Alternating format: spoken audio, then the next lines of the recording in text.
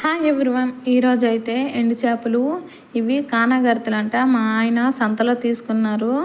అందులో 2 తీసి ఎలా వండుతారో అస్సలు నాకు తెలియదు.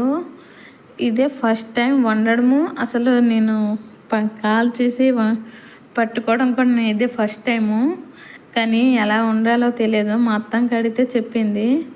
ఏదో విధంగా వండేద్దాంలే అనేసి వండేసాను.